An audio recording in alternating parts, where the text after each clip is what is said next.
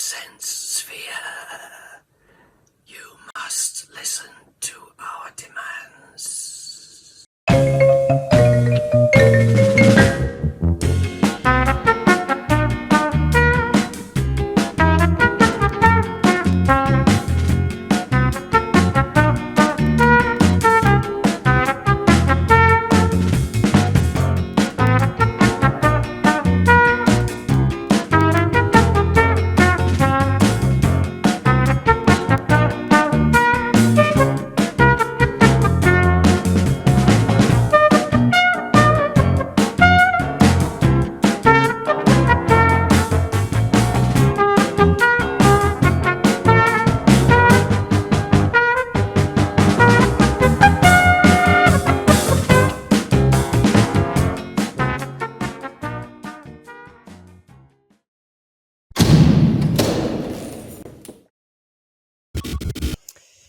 January 84, my final year of secondary school.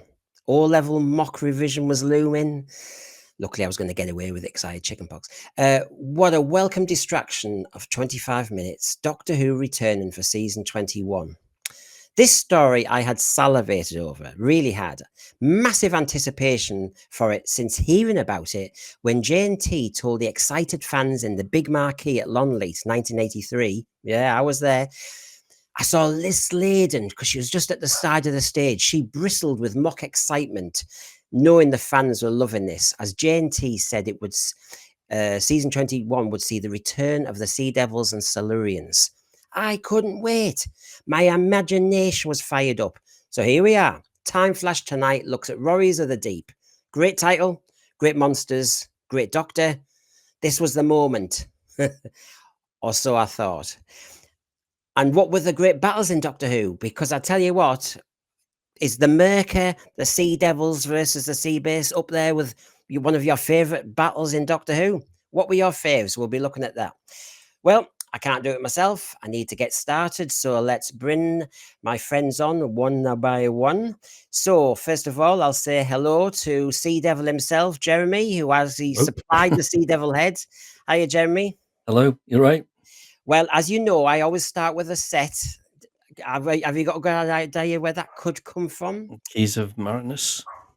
Is it? I was looking at it carefully, and yeah. Are you 100%? Because I'm still unsure. You see. I think it's the ladies in the blue dresses. Of course, that's the bit that confused me because I had loads from Marco Polo, and then I thought, but those ladies in dresses, yeah, okay. Oh, that makes sense. Okay, well, let's bring on our next little panelist. Why am I doing size suddenly? Gary, good to see you. Ahoy, how are you? Well, I've given you Today. an original TARDIS just to kind of let you enjoy. Oh, this is Crusade. The Crusade. Yes, when you've got, I mean, look at the costumes. It's unbelievable. And you can still see there William Russell, Mr. Action Man himself, really. You can see, you know, he's steeped in all this. I love that colorization. And okay, and let's see where, now I picked this one to see what Rachael would think, actually. So I'll bring Rachael on. And Rachael, here's one for you. Oh, gosh. What was this one? I know. 1980s. Oh my, I can't think what it is. Oh, I think okay. I know. Go on. Do you want me to give you a little clue first? Yeah. A little snake. Yeah. Oh. No, not Kinder. I don't know why I was thinking Kinder. There's a clue. That's it. I'm focusing. So it's a Peter Davison story. It is, yeah. Yeah. Is it the Myra? It is definitely the Myra. Yes. It's the second one with what's his face from Martin Clunes. Yeah. Was it Martin Clunes? Yeah. Yep. What is that called? Snake Dance. Do you know I'm not good at names? You do realise? No, it's not a problem. You knew it was a Myra. You knew. And so for Michelle, good to see you, Michelle. Good to see you too. Well, there you go. I don't think that's going to surprise you. That one. It's just a nice one. I mean, the War Games. The war games. Look Yeah. at Zoe in that long coat. I mean, it's that scene at the end when they're all wading through treacle to get to the TARDIS, and that's because I'd never seen that shot before we got it. I remember just seeing that coat. Now, the other day, of course, in our last stream, we will salvage in the Doctor Who, hopefully. And of course, I made this thumbnail as fast as I could, and Thank you. Gary remarked on my choice. And so, with that in mind, I thought, should I go for a bonus for him? Yes, I should. So basically, here we go, Gary. There. Wendy Padbury in all of her outfits just looked great, including her like mod 60s invasion outfit with the feather boa. Wendy Padbury looked good in anything. And what have you got a guess what that one's from? Oh, this is I know. I want to say like Wheel in Space. Let's just confirm. There you go. Yeah. Looks like the set's unfinished. Well, and look at the Cyberman legs as well. Oh yeah. Oh yeah, that had been hot, man. That had been hot. Well, you're having it hot, Michelle, but those Cybermen were really having it rough that day. Look at it. I mean, so there you go. Right. Well, I like their little underwear. They look like they're wearing little cups. Well, I know. I mean, let's have a look. If I kind of zoomed in a little bit more, so you can actually see, it must have been a rehearsal or something. You had to been, yeah, because it'd be that unfinished. Gosh, look at I the didn't arm. know. Are those like cyber garters? Well, our intro has a cheeky one of Cybermen as well. So I mean, I seem to be collecting them. It's nothing about me. I'm not sure which story it is, but there is a lore story that when filming on location, a Doctor Who extra got heat sick and wandered off in his costume and was almost hit by a car, and the woman thought she had seen like a monster. Well, it could have been one of those, but there was one of he actually got heat sick and started wandering off and almost got run over. Well, I don't know. Well, I don't know about Monster. What did you reckon? What did you reckon to this? The price for Comic-Con. Speaking of monsters, I was more distracted by the pictures actually. Not. Oh my gosh! Really? I mean, I did pay $110 to meet David Tennant and get his autograph, but this is pushing it even for me. Look, it's the timing of all this, don't you think? I mean, that's the market. But when we've been told we're not true fans if we don't follow certain things and go and touch grass, blah blah blah, and we've had this quite, antagonistic atmosphere to then say, can you come along? And 125 for an autograph. If you want an autograph, a picture, and a talk, I don't know what a talk is. Well, yeah, I mean, yeah, I guess to get him to say hello. I think they charge an extra £40 for an extra £40, he'll call you honey. Or babes. Which is ridiculous because they should be supposed to be talking to you when you're signing. David, exactly. Yeah, so if they're signing and you actually say something, they'll instantly charge you more. Because my mom still raves about that. She's absolutely smitten because that, as I said, that was the best $110 in my life, and like you come away absolutely charmed, and this is ridiculous. But where is this? But these are all the lefties who are bothered about cost of living crises that has been waffling on about, and oppression. He's been bothered about oppression of people in this country, and then suddenly he's oppressing us with price. And those photos probably aren't going to be like, oh, who do I make this out to? It's probably him just scribbling something, handing it off, scribbling something. Yeah, because usually because I've gotten a couple cons. This is what happened, David Tennant. You walk up, you pick at the picture you have, they put it down, they ask you your name, he signs it, and actually he looked up and saw my name, looked at me, said, hello, Michelle. I hope you're having a good time. Signed it. My mom talked to him for a minute. She says referring to me, that she's turning me into a Doctor Who fan. He looked directly at my mom and says, as she should be, I hope you have a wonderful time. Wait, who was that? David Tennant. Oh, David Tennant. Okay, there you go. Rachel, you're going to stick with acting, aren't you? Because look at the money. Oh, yeah. If you can rake it in like that, then absolutely. How much of that actually goes to him? Does he get all of that? Probably 290. Well, as you know, I did the day with Colin Baker.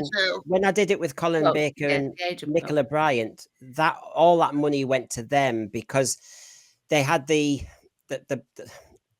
got paid for the actual visit. It was a one-day event I went to, and I know there were expenses and various other stuff, but this, it was basically almost, I say Colin Baker's also going to be at this London Comic Con, and you know how much he's charging for his autograph? Go on. 25. yeah, I've got down, 25? I've got down 25. As opposed to 295. And this is it. Here's a few of them. Chris Barry, Red Dwarf, 30 quid standard autograph and Okay. photo shoot. Bonnie Lanford, 25 and 25 for photo shoot. Colin Baker, the same price. And then we've got this, which is Yeah, but 125 for the autograph and 95 for the standard photo shoot. I wonder if he is paying agency fees then. Did, Well, you know, those metal bras that he wears do cost money. So he's got to pay for the upkeep of those. well, because one is they're saying, okay, he's the current doctor. Colin is the past doctor. Who's more popular? the thing So is, the though, most Michelle, milk out of it's milk. the milk, thing is, milk. I know, but the thing is that these are not capitalists. Most of the program is anti-capitalist. He was in the Mm. boom But then they'll benefit episode. from the capitalist system while they dictate that it should go away. I have no problem with the capitalist system, Jeremy. That my problem is that the people who tell me something's bad are suddenly going, hey, here we go. Well, maybe he's giving extra tips on gardening and how to grow your lawn. Now that would be the one. Okay, Maybe it's this is what custom. I would go. I would go up there with a 8x10 glossy of grass, and I would get him to sign it. Brilliant. How to mow your lawn. Good And idea. the other question is like, what are the other stars pay charging? Colin- Well, Colin Baker said, obviously, there's a schism between the classic doctors and the new ones. He said, since New Who came back, obviously they're charged different because actually they don't normally do anything. They only do the big Comic Cons. They just don't do any conventions. So basically, the money differentials there. He didn't say that in a bad way. He just said that's the truth. But obviously, all the classic actors had a set price. Colin Baker said there's a set price for each doctor to do a day, and there's a set price for companions. Of course, the controversy was after Power of the Doctor, Janet Fielding changed her price as a companion, and so did Sophie Aldred. They upped theirs, and there was a kind of an agreement. And of course, Liz Sladen, I think, started this, having talked to Carrie Fisher, didn't she? I think she realised that the British actors were just doing all this for free. And then suddenly, after talking to Carrie Fisher, who said, hold on, baby, it's not how we do it. Have any of you, though, in your lives ever heard of anybody charging for talking? No, I've not heard Now, of that. that's why I'm because that's my whole argument was you should talk to the people you're signing the autographs in line. That's like what David Tennant did and the other people that I've met. I've met voice actors. They talk. They're supposed to talk to you. But I hope he also has discretion. I can, I can speak for Colin Baker very well because I worked with him all that day. Colin Baker waived his fee for so many kids, disabled kids, various people actually. There was somebody who came along, I think they were possibly autistic or something, and I think they see Colin a lot. And they had 6 CDs and they had loads of books. And they were saying, can you sign this? Can you sign this? Can you sign this? And of course, the autograph is devalued. Colin Baker just said, look, it's lovely to see you again. Asked them a few questions about the family. And then he said to me, because I was the money man, he said, leave it. And it was I hope there's discretion involved. I've seen Matt Smith do that. One of the last major cons he was at, he was walking through somewhere and a kid came up to him. He stopped and he signed it and he kind of waved his handler off and that kid didn't pay anything. Well, I would actually like to ask, I would like to get in line and ask Ncuti, I would say, how much would you charge not to show up for season 3? How long is this That's talk cruel. for then? To add over £100 onto it. I think, Rachael, 5 I think minutes, it's I in think. speech marks. I think the prices I was seeing was just for the autograph and then for a photo. So I They have think an autograph, a photo, which I guess is just like, the normal pre-done 8x10 you scroll. Then there's an extra charge for like a green screen shot, I guess, of 2 of you together. And then there's the talk. The green screen thing, I think, is like 140 or something if you want to get an actual picture of you and You see, shooting together. I went with John Daly to the Drass, as you know, a few months ago, and Caroline Ford was obviously there, and he was determined. John Daly he was the one who really, really desperately wanted to get a photograph with Caroline Ford. And yes, I was going to do it because I had one with William Russell, and I thought I might as well. And then I took Walkie, when I not that one, and I stood in the queue. And it wasn't much, God almighty, it was about 40, 50 quid, I think, for the whole thing. And I tell you what, because I had a puppet, I think, I sat down with Caroline Ford, and I have to say the photographers are shooing them through so fast that the actors seem to want to talk, but they're getting rushed and harried by the technicians. I sat down and she said, "Who's this?" We talked about various things. I said, "Oh, he represents classic Who fans. He's a right one." And she was pulling faces. And then she said, "Can I hold him?" She played with him. It was like 3-4 minutes. John Daly was net behind me going, "I want to see Caroline Ford." I wasn't doing anything, but basically I milked the audience, unfortunately. And so when I was shooed out, and then when I went, and John Daly sat down, the photographer was going, "Right, 1 second, bang, bang, go."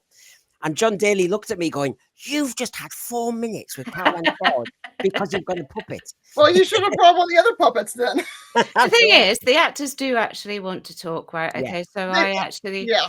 I was given a birthday present to meet and speak to Colin Baker, and it was done over the internet. It was during the lockdowns when that happened, and I was only supposed to talk to him for about 2 minutes, and then I said something, and then the person who was in charge was saying, "Right, you've got like 1 minute left," and he went, "No, hang on," and then he extended it to about 6 minutes, and then he obviously called it off because he knew he had to move on. But I reckon, given out the chance, that he would have stayed on for a lot longer. But yeah, they do want to talk.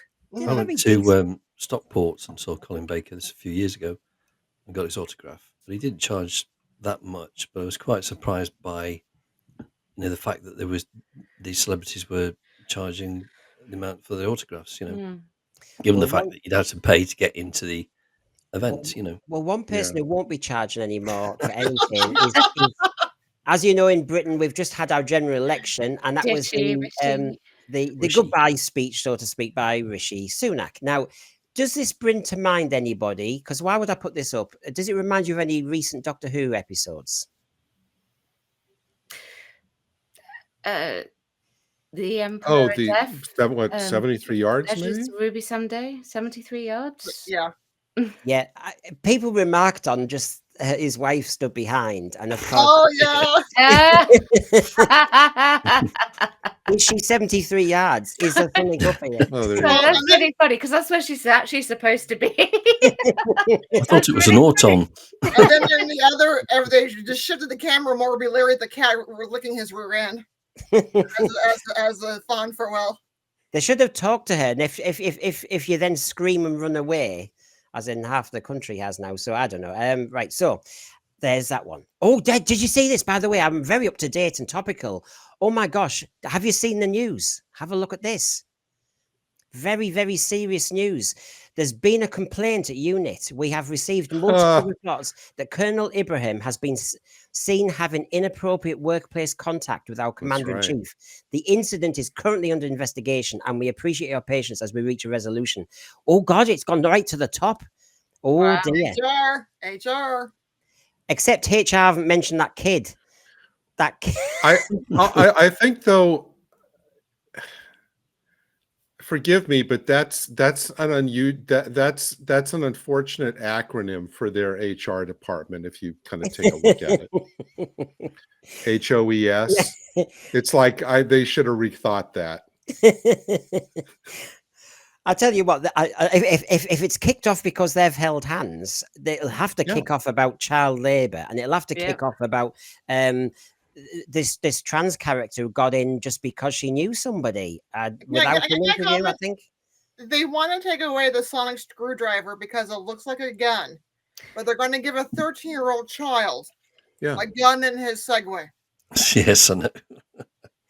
How he didn't hit anyone is beyond me. Well, look, I think it's clear. We all know that the criteria for how RTD chooses to put things in is, as favors to friends, or that looks cool without like a single thought for does it make sense or fit. Yeah, I just love the irony of everything here. Yeah, Well, well, Let's joke. let's keep going. Did you see? We had Wimbledon, of course. Wimbledon. Have you seen Ncuti at Wimbledon this week? Yeah. Did he go? Did he? I didn't know. Yeah. Yes. Now look, In his suit. look at how he's dressed, right? And it made me think, of a few things actually. So first of all, that's pretty smart, and it looks sensible, and That's the most dapper I've ever seen him. yes. And I Yeah. have to say that would look good as a doctor. I would. Well, say. there's a scene from series 2 they're filming. It looks like he stole the outfit from the set. Well, there's that, but then if I mentioned that we've obviously had lots of Doctor Who stars before at Wimbledon, and there's a few of them. Jenna. Yes, there's good old Clara, the impossible girl. Cool. Matt looks cool, doesn't he? Okay, Jenna kind of looks like the 1980s sofas we all had. Think about it. That's not the greatest look on Jenna. And then, yeah, Matt Smith in two of those shots looking. Yeah, see, he's Matt Smith looks Matt super Smith, cool. yeah. Super cool. So we've had the Wimbledon stars out, but I have to say that suit bothered me. So, and especially because there's been a shot from season 2 filming where, if you see on the left there, he's got a longer orangey coat. And then I look at him dressed at Wimbledon, and I'm thinking, do you know what? I'd rather you just dress like that. Yeah. He looks like, someone that kind of stands out in the crowd, different, a little eccentric, dapper at the same time. Now, that would be the Wimbledon look is an excellent look on him. It's a very good look. Are they trying to take the walking work of art to the next level? I feel like that's what they're trying to do. And to be honest with you, it's no patch on the walking work of art that's on my wall. Oh, yes, yes. Let me just show. There he is. There he is, Colin. Oh, there you Sexy. go. I like the six Doctor coat. I like it. It's a mega cut on him. It's a really good cut. Yeah. Terrible coat, but really good cut. Well, I want to know what that little thing is by Ncuti's feet there. Is that like that almost looks like Fifi from the Happiness Patrol? That's true. It's true. And it's coming out, isn't it, on the Blu-ray? I'll give you a sneak preview as well. I mean, Rachael, have you booked it for Barbican? No, I haven't. I didn't know he was doing it, but I have seen him do several stage productions, and he's very good. He is. I mean, he's very good. He was in Gypsy, wasn't it? Yes, he's brilliant. And I've actually got that on DVD. He was in Spamalot as well. I saw that. And he was nominated for Olivier for Gypsy. Wow. Sorry? He was nominated for Olivier for Gypsy. Yeah, I bet he was actually. He's really good in Gypsy. And I saw him in Legally Blonde as well. So Gypsy, Legally Blonde, Spamalot. I've seen him in quite a few things, actually. Well, never met him. We've had a good warm-up. We've covered the election. We've covered fashion. We've covered everything there. So I think time for our time flash. Yes, I don't know about some of you weren't even here, but as I was saying in my intro, I was doing my O-levels revision. Here we go. So, time flash.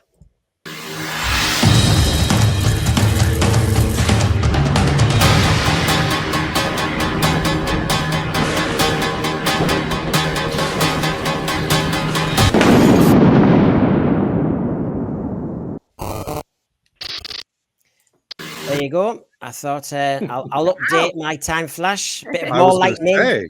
I do like. Yeah. Well, as you know, I love lightning. It tends to take me off stream, so I'm taking every risk Playing possible. with fire there. Okay, then. So I'll just do our intro as usual. So basically, Rories of the Deep. Yes, it was early January. It was so early, I still thought I had my O-levels to revise for. But by the time we got to Resurrection of the Daleks, I was fully knacked by chickenpox, so I didn't have to revise anymore. Lovely. And I could watch the Winter Olympics and at peace. So there we go. Early doors, good old winter Doctor Who. That's just what you want for in Britain.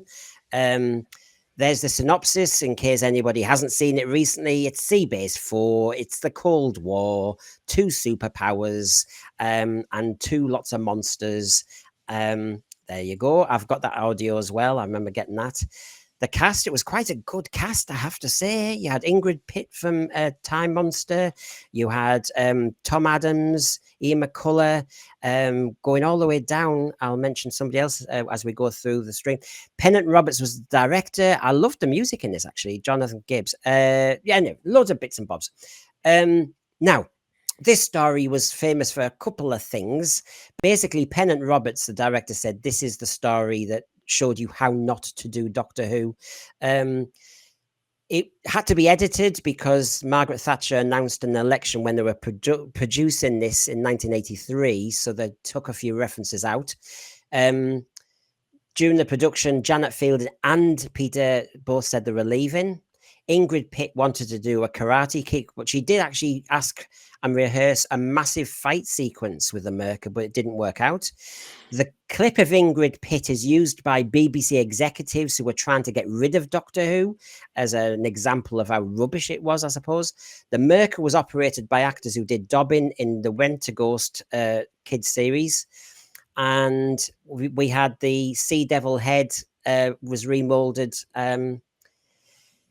Was the only one left in the BBC museum. And now I didn't go down. I have to say, everybody, I picked it this week. Rachael obviously has made a voodoo doll of me. She's furious. I don't think Gary's happy. I think Michelle was happy, and I think Jeremy was. Am I right? Oh no, not the Myrka. Not the Myrka, no. Little It's the Myrka. Actually, it's not the Myrka that's the problem, but yeah. Yeah. The main problem. Well, Gary, you texted me the other day saying, "Oh, I'm suffering to go through all this." I mean, wow. Well, no, I mean, it makes it sound like I went on a rant. Yeah. It was more like, what did we ever do to deserve Warriors of the Deep? Oh, come Oh, on. I chose Battlefield last week. So As one of your explanation sites, this is the story that Michael Grade cited as the one that convinced him that Who had to go. So this story, there's a direct link between this story and the hiatus. The fact that after all the hype and the celebrations around Five Doctors, and which you can say, awareness wise and publicity wise, the show was on a roll. And then the next story after that is this. So that's kind of unfortunate. The first thing I'll say is, I think that making one change, I mean, even with the kind of the problematic look of the Sea Devils and Silurians, neither of which look a patch on their original versions. Yeah. One singular change could, I think, have elevated this story immeasurably, and that's turning the lighting down about 50%. Mhm. If they would have had the lighting in this story be what Cold War, the Matt Smith submarine story was, Yep. that would have improved this story immeasurably. It was way too overlit, although the set looked great. The multi-level set looked great. But the one scene, I think, in episode 3 where they shift it into like alert mode where it goes dark and kind of reddish, Yeah. if that would have been the lighting for the whole story, this would have been terrific. Did you see this, by the way? I've got these examples of In Too Deep. When they said he possibly contracted hypothermia swimming in that water tank, which they hadn't heated up for him. That whole sequence. And he said his voice went higher. And of course, he did it all himself, I have to say. And when you're talking about the expense of the set and everything, Gary, I checked again when I watched this, that whole thing for the cliffhanger end of part 1. That's the only bit where they use that water tank and that whole studio there. Absolutely amazing that they did. Yeah, wasn't this shot like in some other facility? It It will was. be. It was in a military grade tank. That's Yeah, what they forgot to fill, even though they had signed the contract to fill it in time. Yeah. They didn't fill the water tank in time, so it did not get cold enough. And the when the doctor goes into the tank, that's Peter Davison's stunt double, and it's Right. Peter Davison actually in the tank. Yeah. Well, they're not going to have Peter Davison No. fall over the railing, It's the you same know, stunt and run double that floor goes down into the it. hill in the Cage of Van Yeah. Rizani. It's the same. But the same stunt But one double. thing that brings it's the second point here from Johnny Byrne, Gary, that you were saying about the set and the lighting, but he actually says I was very specific in my description. It should be rusting, leaking, virtually forgotten by all those except all those on board. The atmosphere and look was something like alien, which would be dark, and the Myrka essentially was a lurking, deadly presence waiting to reveal itself. Well, I mean, in the Target novel, it's great because I mean, the Target novel not only gives you the background on the political setup with what the two, you know, powers are and what they're fighting over, but the Myrka is more this kind of snake, this giant snake creature that comes and breaks in. The thing about the Myrka, I mean, could it have worked in like low lighting? Possibly, you know, kind of like the cave creature in Caves of Androzani, where you just see a quick thing of it and it's underlit. But, you know, on a BBC budget, I just don't think they should have ever even attempted the Myrka. Well, talking about the lighting needing to be darker, which I fully agree with. I mean, we all know that the BBC lighting technicians desperately went for kind of defaults, and surely, Rachel, it's up to the director to say, now can we bring it down? Because the lighting people will want it to look, you know, light. You know, they'll want it. Yeah, well, of course, they'll want it enough to actually be able to pick it up on the camera. And it's up to the director to say, let's bring it down. Obviously, they can't go down too low because obviously that could create accidents, and you don't want that in the workplace. But you can definitely they could have brought it down for sure. I absolutely agree actually with what Gary was saying. It is too bright. This particular one. I mean, they could have used directional light. Like They could spots have, yeah. every so often. Yeah. So you get the monsters coming out of the dark into the light and vice versa. Mm-hmm. And as we were saying in between, we were saying, for example, that you know the lighting on the Silurian ship was brilliant. Now, just to kind of wrap up on this, Pennant Roberts hates this, and he was the director. And I'm thinking, but you could have done the lighting bit, I'm sure. And this is when he mentioned you can see that everybody was kung fu fighting at the top. Apparently, there was a whole rehearsed sequence, but because the Myrka was struggling and had just been finished and everything, they just did that one kick. But this is where it all went wrong, and I surrender. But the ratings were good, although you could argue from part 1 to part 4, which is only a week, it loses 1 million. It was sustaining it. I don't know. I mean, RTD would die for these ratings now. He would. He's going to get them one day. It only needs another year or two, I think, if you keep adding them up. But this actually happened in one night. So, you know, eat my Myrka heart out. Now, hold on. Before we start, I think it's a new item we need, because obviously when you watch a sci-fi, it always dates the era. And when you look at it, I'll call it the 80s. Right. I'm going to ask you all what you think here, because you've got a range of the costumes from Warriors of the Deep. And which ones do you think are 80s dummies? You know, it's a dud. Yummies, that's very nice. It works. Or tummies, as in bit naff. So dummies, yummies, or tummies. Now, are there any of the shots there where you're going, no, this really works? It really works. Because Darren Bradley, who has sent in a photograph of the Myrka as it could have been, and I'll show you that later, said that actually in an auction he got one of these suits. I'm assuming it was one of the Anneka Rice treasure hunt suits, really. These all in one. I mean, this is. Does anyone know? Jeremy, you watched Treasure Hunt with me, didn't you? Channel 4. You saw Anneka Rice and her backside running up in helicopters and everywhere. This is what they were wearing, wasn't it, really? Very similar. Yeah, I would say so, yeah. But So also, I think they reused some of these costumes, did they, for Enlightenment, or they used a similar costume for that? In Enlightenment? In the spacesuits. Oh, that's true. That's true. You mean the Davison one? Yeah, Peter Davison one. I've got a feeling that it was something similar along those lines. Right. So, would you like to know what I think about these? Of course, Because the costuming in this is actually one of the reasons why I'm not too keen on this episode. It dates it severely, I think. I think they're all pretty much dummies. Tegan's costume is okay. It's just a bit short. So, she's doing a lot of climbing in this. So I'm thinking, gosh, those poor Janet and those men having to avert their eyes as they hoik her up into the into the ventilation shaft. Wait, what makes you think they were averting their eyes? Well, I don't know. I'm just trying to think that they're being gentlemen. But yeah, go in that tunnel, down that corridor. Yeah, right. What happens to Sea Base 4 stays at Sea Base 4. I think maybe Peter's costume doesn't date it all too much, but the rest definitely do date it. So they're total dummies for me, and the makeup. The makeup started. Oh, that's the way it is. But some of that stuff's starting to come back into vogue now. So that's you've got such a mix. Don't say Vogue, Michelle.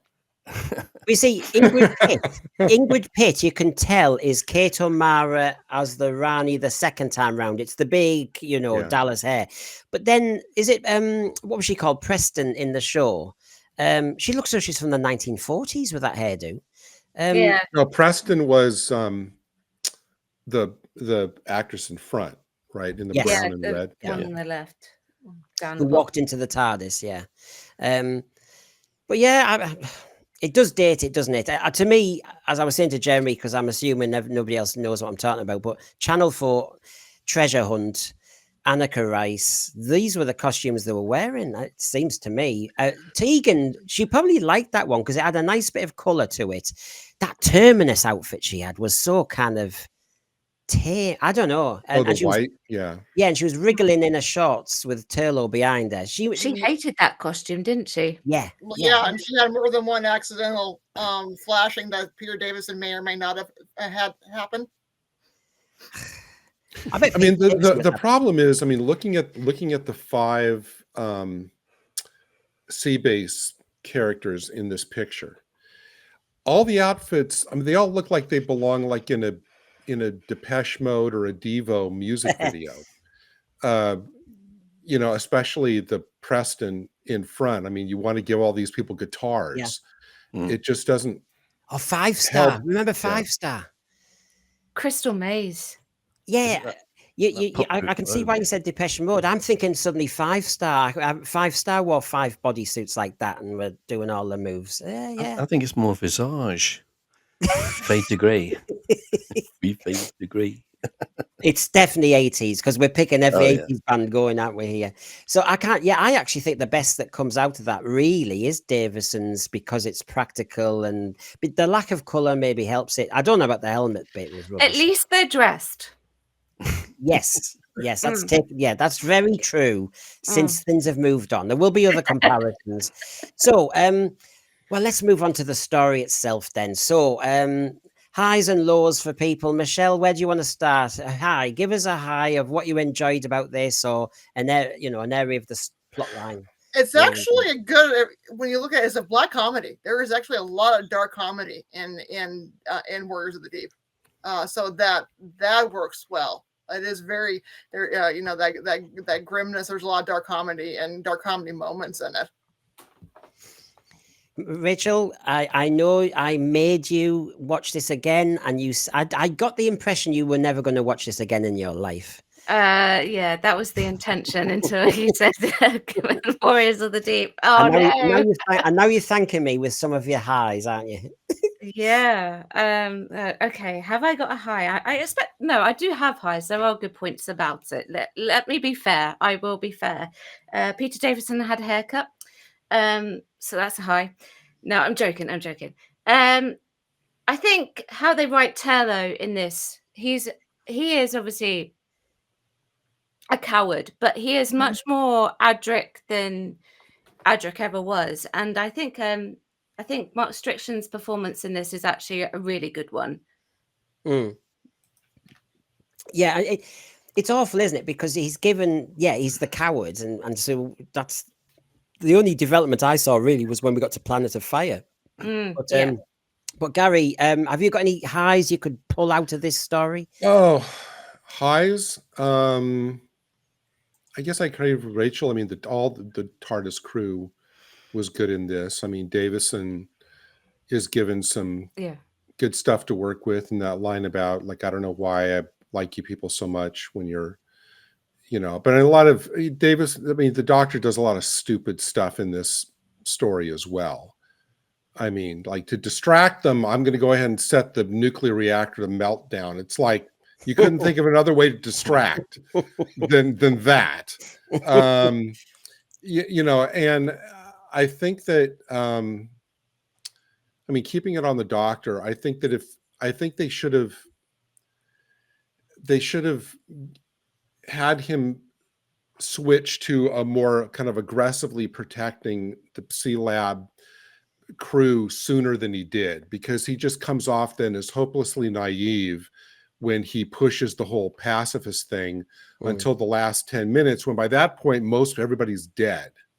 So I kind of wish that he would have come to that realization sooner, that his pacifist tactics aren't going to work, and then kind of been more of a hero in trying to protect people. And I did like my best moment in this is that I'll say for now is the completely lax security on this apparently high security sea base, where the guards just blithely walk by this guy who's been stripped down to his shorts, who's laying there in the corridor after Davison has taken his thing, and they just kind of walk right on by.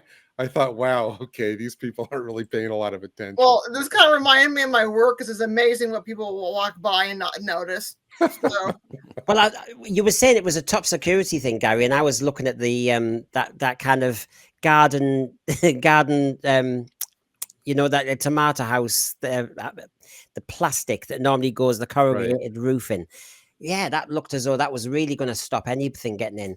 But we're sticking on the highs, Jeremy. You must have a whole load. I'll limit you to only 2 highs for now. Have you got a whole list? Episode 1, the cliffhanger, I thought was very good.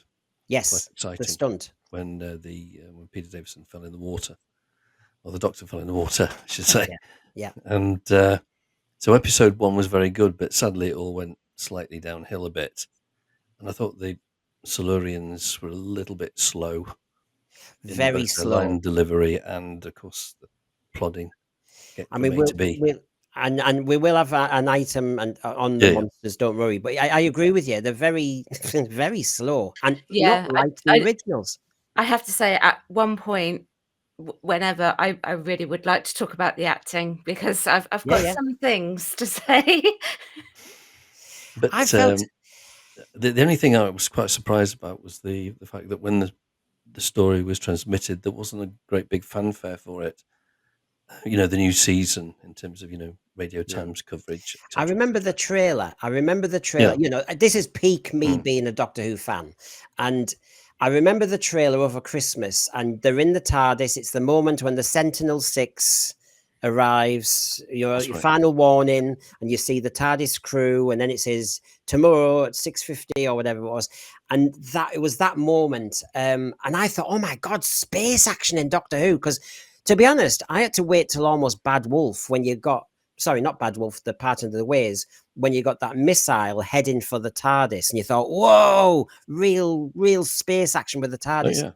So I kind of liked the look of that. It felt very, we're up there with Star Trek Wrath of Khan here, I mean, it felt very different, and it felt fresh.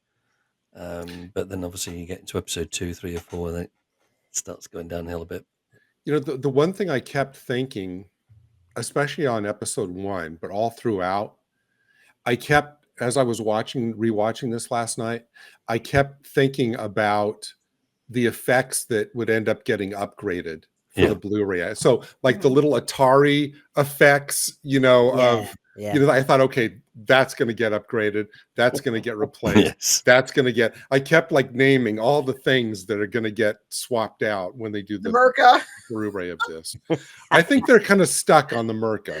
You can't change the rubber doors collapsing on Tegan. Oh, the styrofoam. It's supposed to be steel. Okay, You can I see them thought moving. the main cast in this was excellent, but the supporting characters, like nobody had taught them how to fall down dead. That was like the slow. Oh, before When they no, get no, no. electrocuted. Yeah. One and of my then notes. That's one of my and notes. then Preston, when she gets shot at the fourth episode, it takes her about 3 seconds to actually scream after she's shot, and then 1, 2, 3, and then she falls down. Yeah, like nobody had clearly taught these guys. It's like, okay, how to fall. It's like the world's slowest fall. Well, you The see, if we're mentioning the acting and the whole setup for now, because it'll lead into what Rachel wants to say, and we're on the cast photographs at the moment. When you saw the opening shot of the sea base, I thought that was the classic setup. You know, the director's got them all walking at different angles, all pressing keyboards. It was like, it reminds me of when the camera went into Robots of Death at the beginning and everybody's moving in different directions and you're going, oh gosh, look. And it just looks busy, and that's the whole point. And so it always starts like that. But I thought then after, Rachel, especially in that main control center area, that big set, it was very static after that. It was only mobile at the beginning. And so you had a lot of two shots. You had, Ingrid Pitt with her kind of sidekick. She's at the back. She's the blooming doctor, and she's at the back pressing one button, and then she looks going, is my hair out of place? And then she goes, shall we go and meet in the shadows at the back? And it's a bit like watching a Shakespeare production when there's only one area, and they go to the foreground and the background, and they go behind a pillar, and you're going, you can go to another room if you want, it's just... it's sort of like, I don't know what it is, because obviously, you've got Peter, you've got Janet, you've got Mark, and they all know their characters by this point extremely well. They don't always need as much direction as perhaps cast that are coming in. And some of this could be lack of rehearsal. Some of this could be lack of connection to what they're actually supposed to be doing. And some of this could be a lack of direction. And a combination of things have culminated in what we actually see on the screen. And there are some bits that I wouldn't change for Toffee because they make me laugh. Like the electrocution and then falling down. It's like, no, if you're electrocuted, you wouldn't just like roll to the floor. You'd be like, you're just all be taken away. But there's so many things in it that just happen.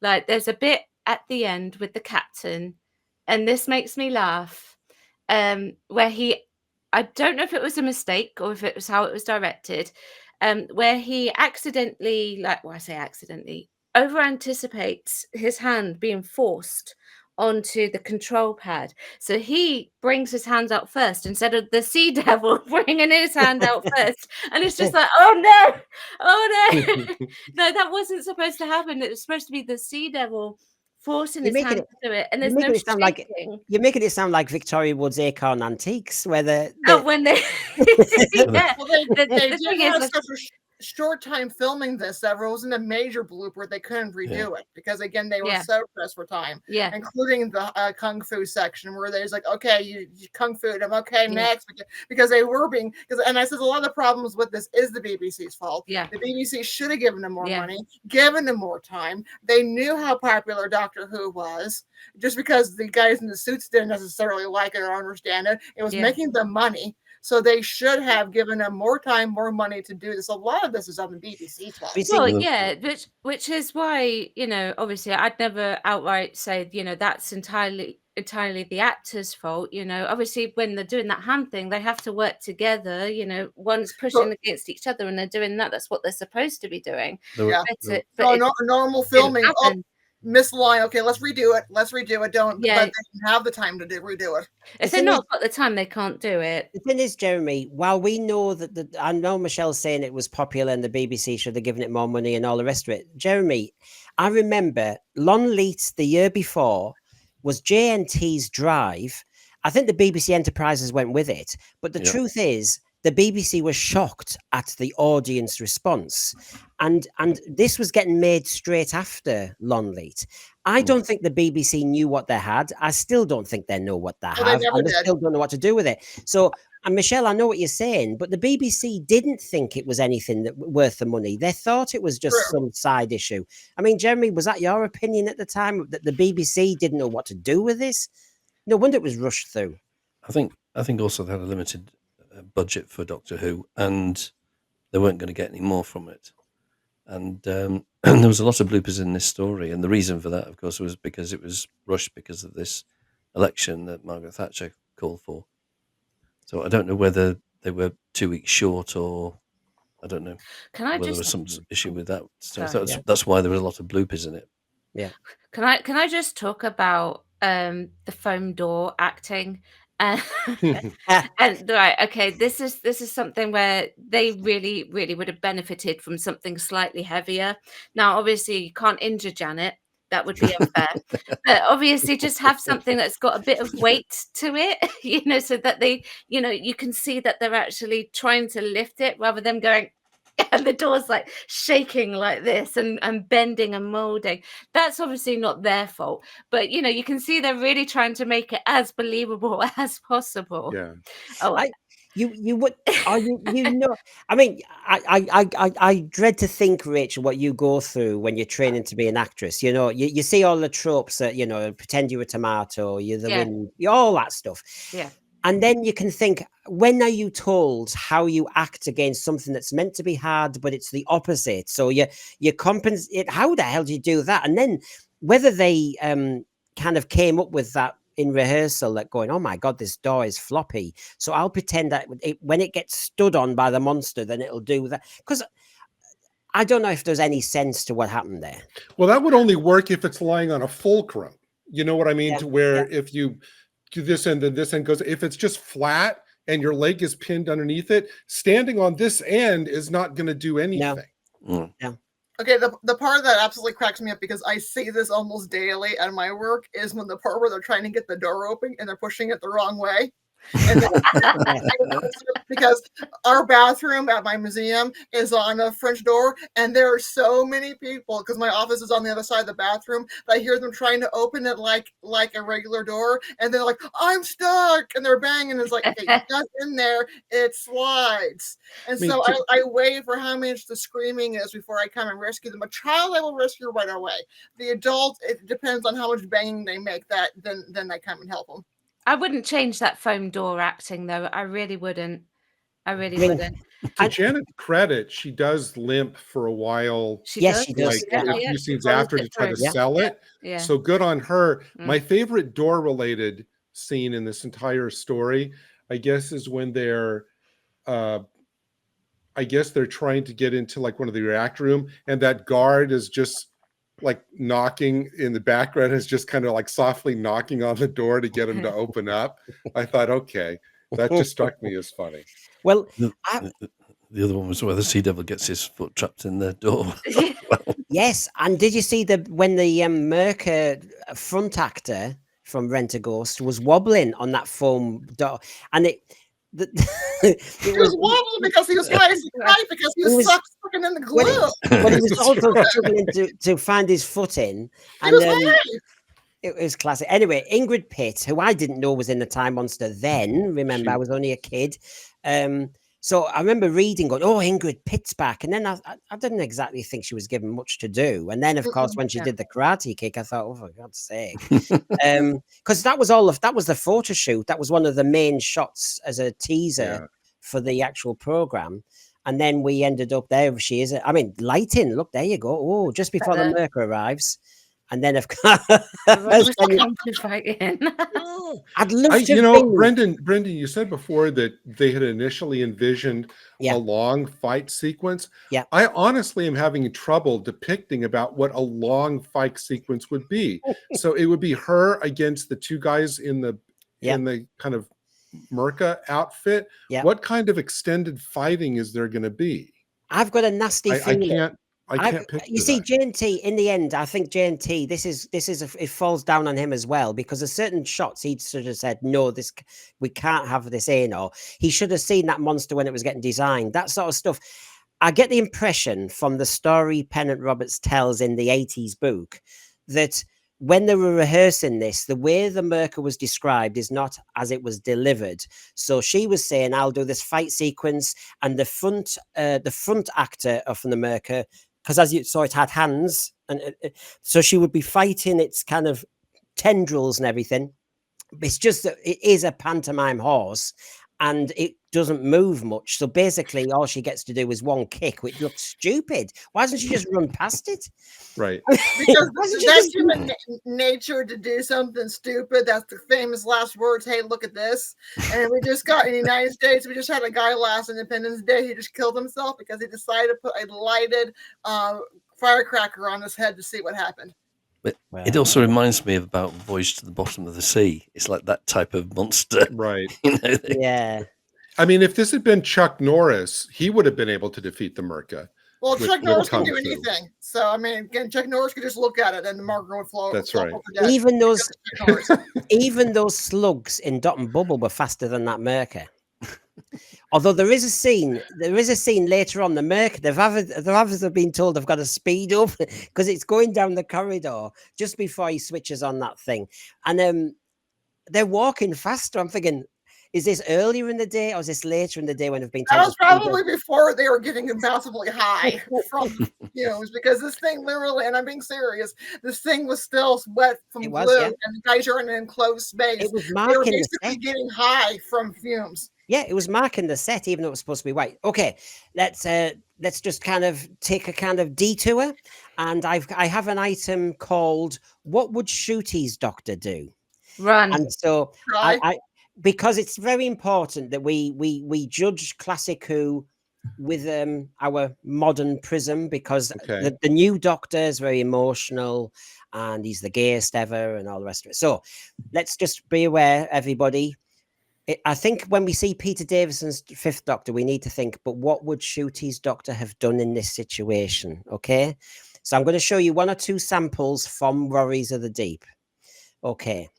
So if we take a look at this one, so we're still on the TARDIS. Sentinel-6 warns them, gives them a threat. He's only got seconds to sort it out, otherwise it'll be attacked. Now, we saw what the Fifth Doctor did, pleading for more time, blah, blah, blah.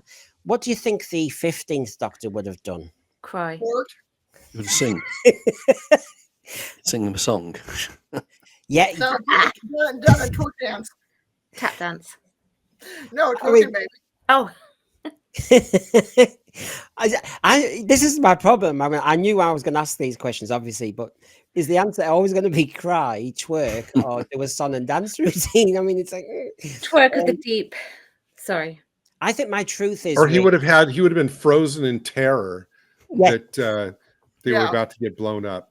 that's what I went for in the end, Gary. I think we saw so many shots of the 15th Doctor just paralyzed, needing Mel to say, come on, come on. So I'm thinking he'd have just stood there, and then Tegan would have said, well, what are we doing about this? And yeah. What about this one then? What would Ncuti's Doctor have done in this situation? This is the door situation we were talking about. The two blokes are I don't know why they're pushing it, actually. I didn't make any sense, but anyway. Well, And then people just Tegan like, I arrives. work in the bathroom, they do the same thing. I don't get it either. It's What do you obvious it's a slide door. Yeah, it's a slide door. And And But- at work, my my bathroom has a sign that says slide door right. It tells people which direction to do it, and they still get stuck. must be meant for you. So what would you think the It's 15th women. Doctor would It's do? women. I thought this was brilliant. Sorry. Yeah. Actually, Rachel, it was the bit after that. There was a bit of kind of cheeky music, but the way the Doctor looks at Turlough, when he goes, very probably, they're trying to look at, Yeah. it's Yeah. like, That was fun. The walk of shame. Yeah, The walk I of like shame that bit. themselves. Yeah. But Actually- what would go on? go on, Rachel, go on. I was going to say, but what would Ncути do? I think he'd It's pull Sonic. out his little Sonic Yeah. Mhm. sneaker bottom and try to Oh, it's do wood. something that Oh, it's not wood though, is it? It's metal, Plastic. probably wood, plastic, or I think maybe to distract from the fact that he's just been humiliated by his companion. Learn, mind you, there's two ways. With Ruby Sunday, he would have gone, this is why I need you, Tegan. Tegan, I've grown because of you. I now know how to open doors. Tegan, I need you. He could have said that, maybe. You're so special, babe. Tegan would be like, yeah, all right. So, okay, I'll try another one then, because I think we're learning how. Or no, you know what he would have done? He would have looked at Tegan and said, "I can't get the door open, babes." Babes, yeah. Don't you babes me? Yeah. While you're working it out, babes, I'm going to moonwalk down the sea base corridor. Right. There you go. Let's try another one. Oh, well, this is the cliffhanger that Jeremy was talking about. And of course, I found it quite shocking, actually, that the Fifth Doctor was violent and he was kneeing somebody in the groin. He was whacking them. He was kicking them. This is disgraceful. What would the 15th Doctor have done? Run. Yeah, he'd have left the companions there, wouldn't he? And not only is the Fifth Doctor kicking people, he's being sarcastic while doing it. Probably Yeah. Millie would be doing something.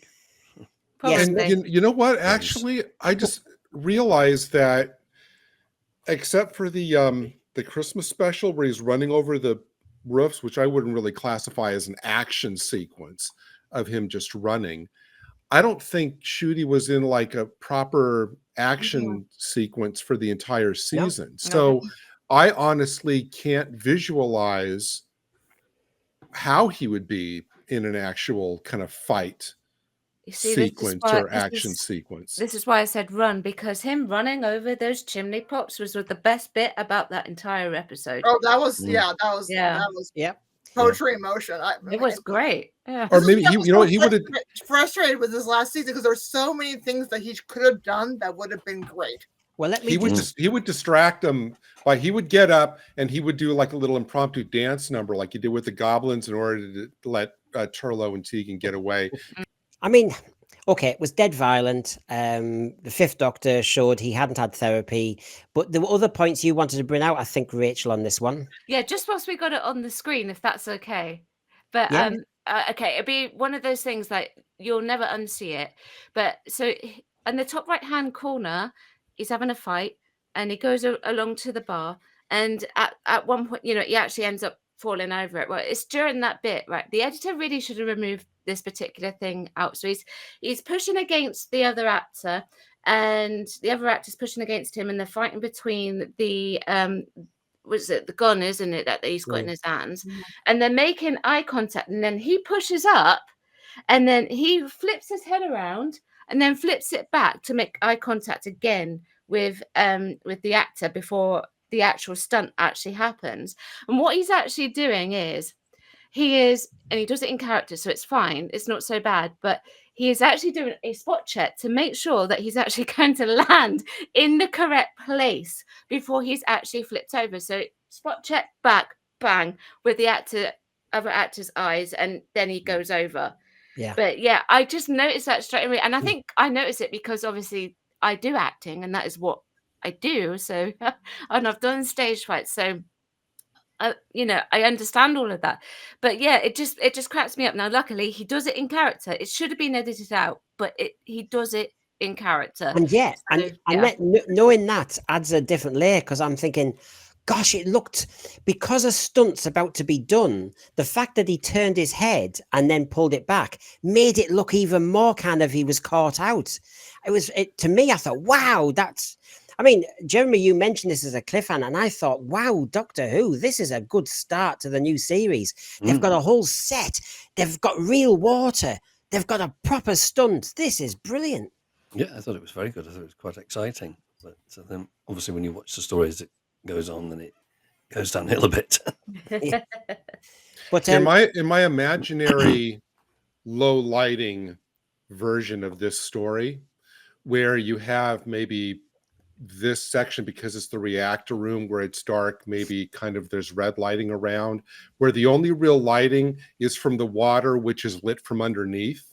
Yeah. So you have the source of light be the lit water, with the waves and the reflecting. So when he falls in, he's falling into the kind of the only light source in there. There's different ways you could have maybe, and you could have lit the water red or whatever you wanted to light it.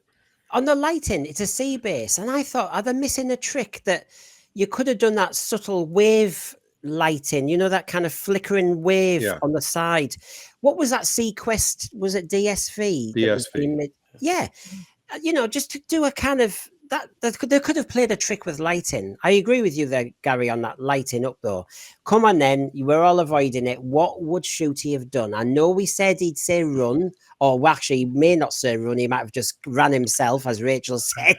And anything else he could have done? Could he have he always said if he sees a Dalek, he'd twerk to distract them. Is this a moment to actually distract the guards? Get your Well, trousers down. he would flirt with the guards. Yeah, Yeah, he I would. was gonna say that. Yeah. Yes. I think so. The scene where he was removing that guy's clothes would have taken a lot longer. Well, funnily enough, we might come to that. But now you see this bit, he's really been challenged stunt wise. He's just got out of it, by the skin of his teeth. It's a bit like that James Bond one with the Adele music, isn't it? Where he falls at the very beginning and he's saved. Very dramatic scene. And I think this is when I think validly the 15th Doctor would have been tearful because he's been traumatized by that whole sequence. Well, the 15th Doctor was never put in danger. That's also because that's the problem with this era is there's no risk of regeneration. There's no risk of death in anything. And that's maybe where we're not helping the resilience of the kids, because if the Doctor was in more perils as the 15th, he might cry less because he'd think, actually, perspective-wise, that's nothing. And also, he needs to go rescue his companions because they're stuck on this base thing, and there's things to be done here. Now, Gary was mentioning this, and I'm not going to miss it. So basically, would the 15th Doctor have dealt with this situation differently? He obviously, the guard was knocked out. If I pull out here, the second shot, the 5th Doctor actually checks he's alive first, and then he strips him. So would the 15th Doctor have done anything different? I say innocently. I don't think he would have checked to see if he was alive. He doesn't care, does he? No. He likes dead holograms. We would have gotten like one-liners. Like as he was taken off, he would have like felt his biceps and goes, "Oh, you work out." Yeah. Or something like that. Or it would be absolutely something like that. He probably slipped in his telephone number. Yeah, instead of him asking, "What have you been eating?" Because he smells. Yeah. I don't think "What have you been eating" would have ever come up in conversation. Oh no, Jeremy's right. It's like hey, if we get out of this, let's get together, something like that. Or you might give him fashion advice about what he's wearing as his undergarments. But the other thing was he might. I'm amazed he's still got that much left on. To be quite honest, because he's a predator in Rogue. I'm sorry, he's a predator. And if you come, well, I don't know, say no more. So there we go. We've got that one.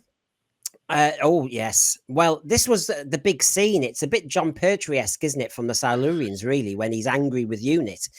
And of course, Johnny Byrne wrote it again, I think, like that, as a homage to the Silurians, really. So everybody's dead. Johnny Byrne does say in one of his points that when he researched the Silurians and Sea Devils, and watched them again, he said to J&T and to Eric Saywood, "Can I do Earthshock with these?"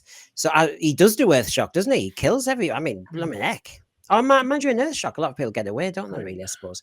But yeah, this is very, very dark. And the Doctor does get that shot that I think is the killer shot right at the end when he said that there should have been another way.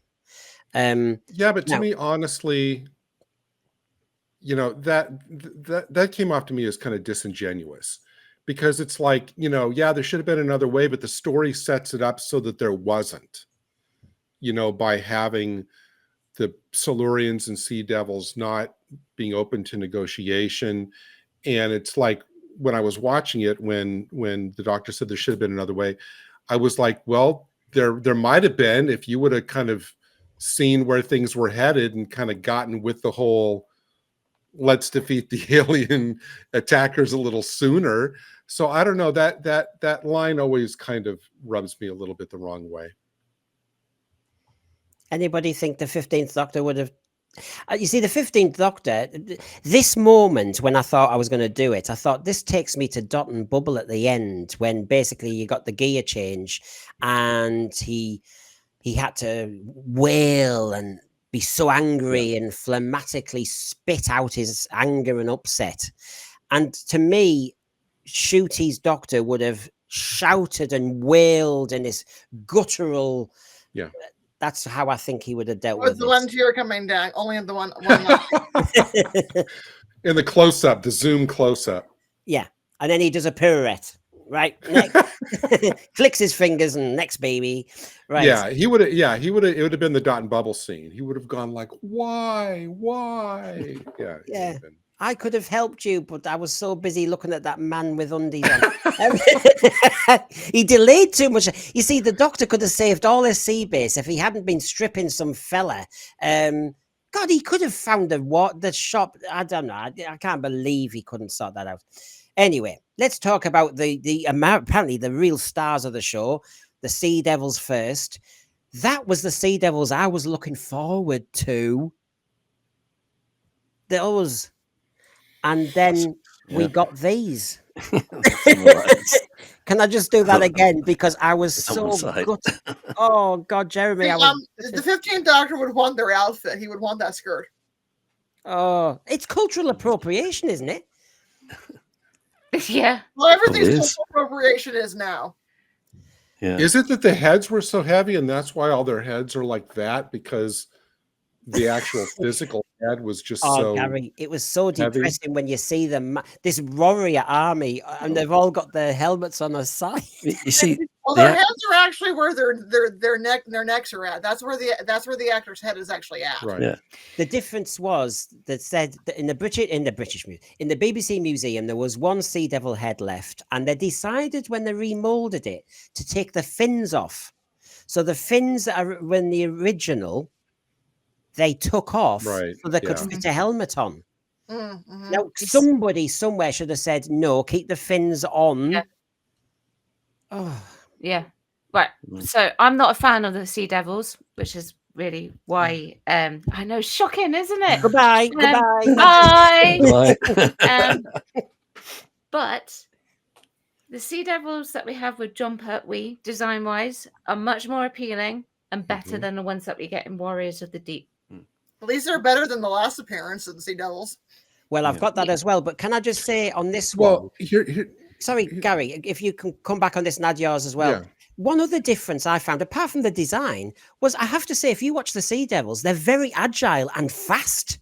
Meanwhile, as I think Jeremy and you were saying earlier, these lot and the Silurians are very slow, and they seem to do this snake-like head. Why the hell had to do that? If you watch the Sea Devils when they're on a sea fort, they dash like hell. Yeah. They're fast. I think the Silurians are the really slow ones in this. Even in the speech, it's very slow. Excellent. I wondered with the Sea Devils if they couldn't actually see properly. Maybe that's why it was slow. Probably. And also, you can say in story wise, they had a hard time waking up, so maybe they're not as agile as they used to be from their hibernation. Mind you, that looks. I mean, I'm sorry, but that shot looks wrong. You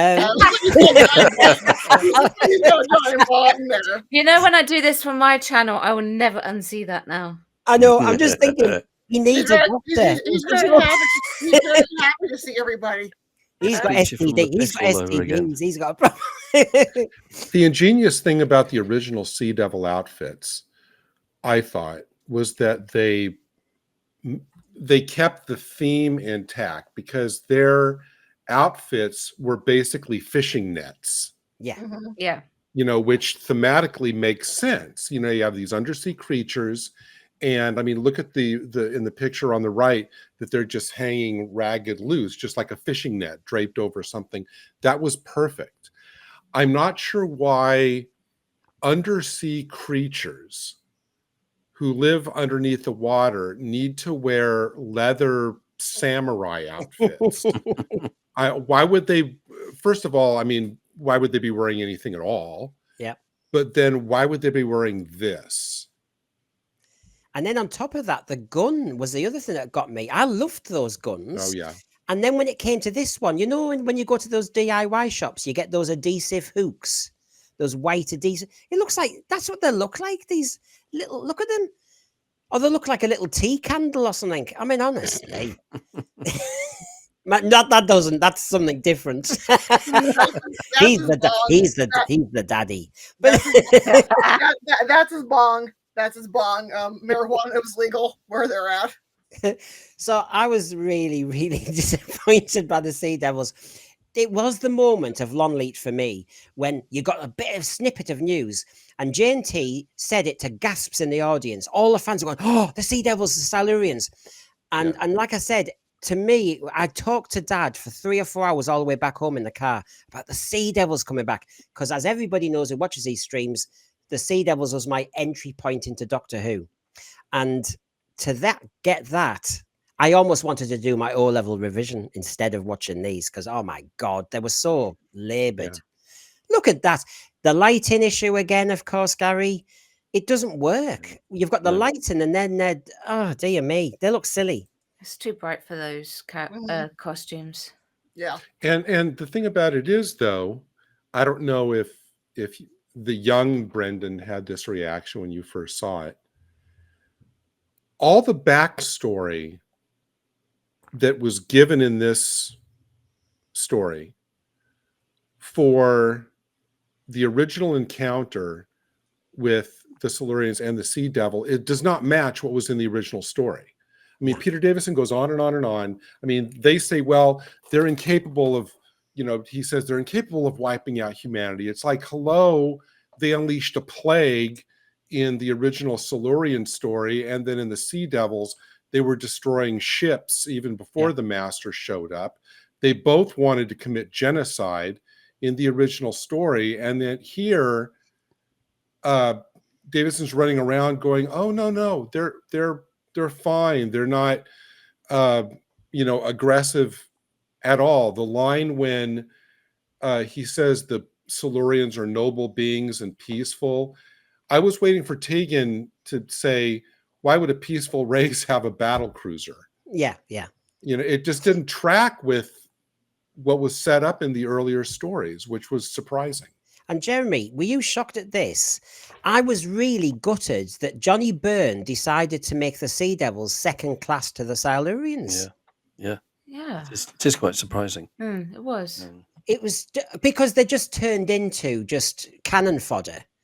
When, yes, I understand the Silurians, the way they were set up and the way John Pertwee's doctor talked to them, they were esteemed the triad and everything. I get that. They go way back. They were like the elders.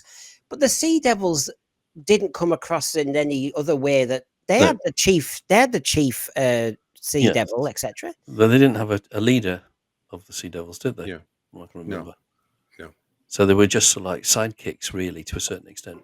And that's what killed me when I saw that difference.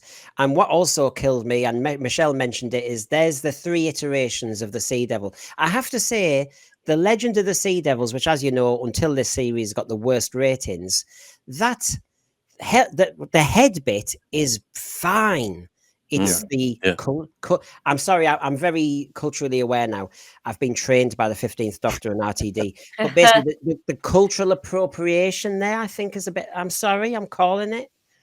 Yeah. Also, historians who were experts in that time period of China said they totally, and all costumes got it wrong for that time period of China. So, That's interesting. If they had taken the head, the Legend of the Sea Devils, that head with the John Pertwee Sea Devil costume, I think it would have been fine. Yeah.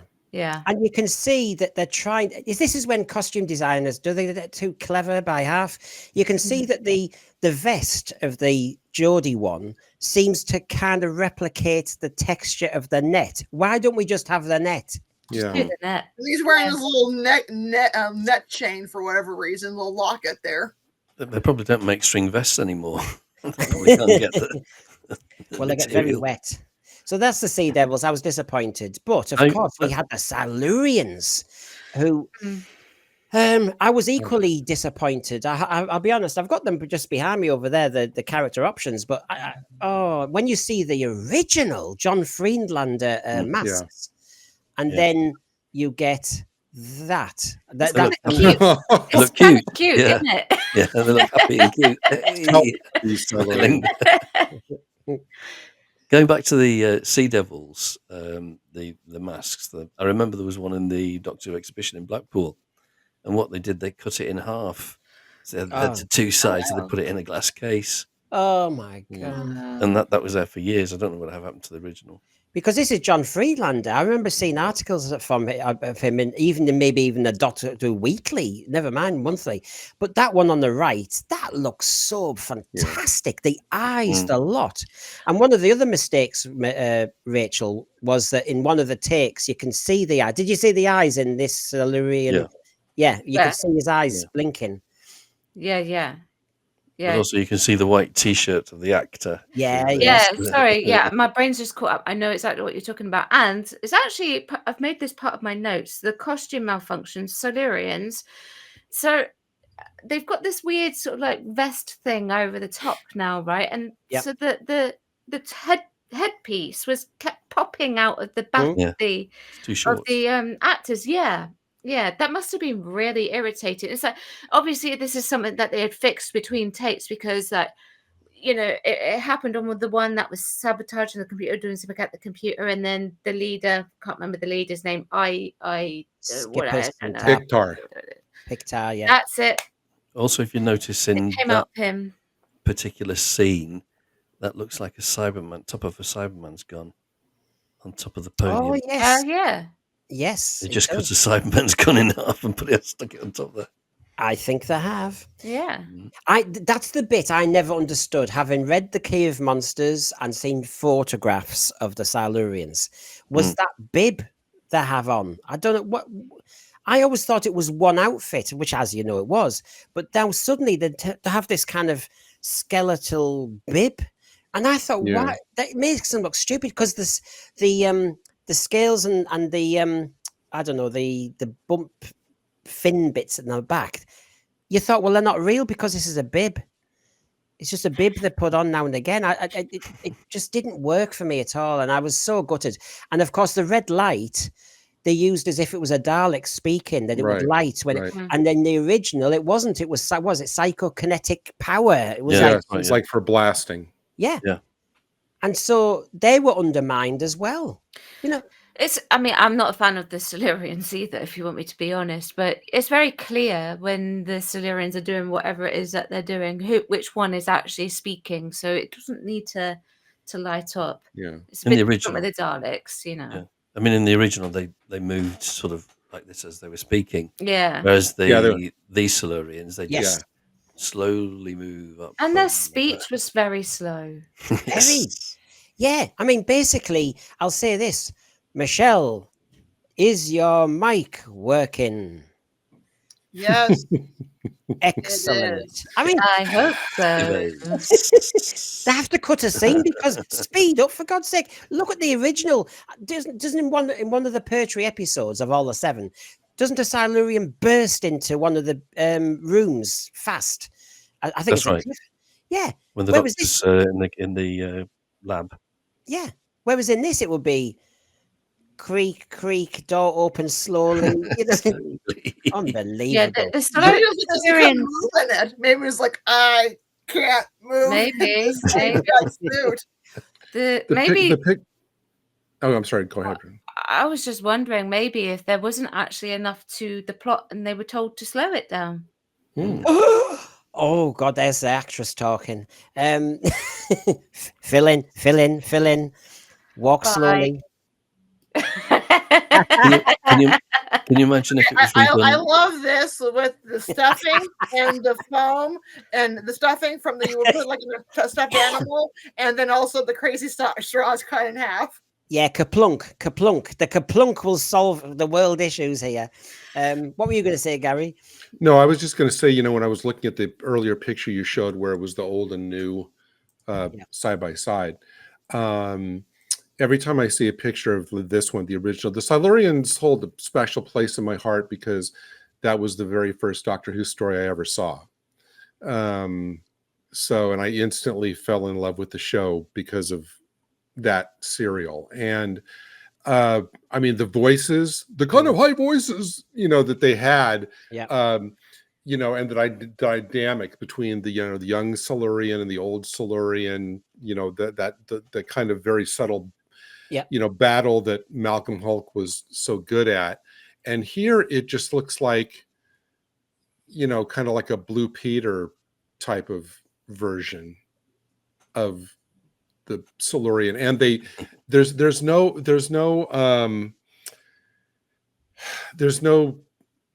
layering to it, like the clashing motivations or whatever. They're just generic monsters, which the original Silurians or the Sea Devils never were.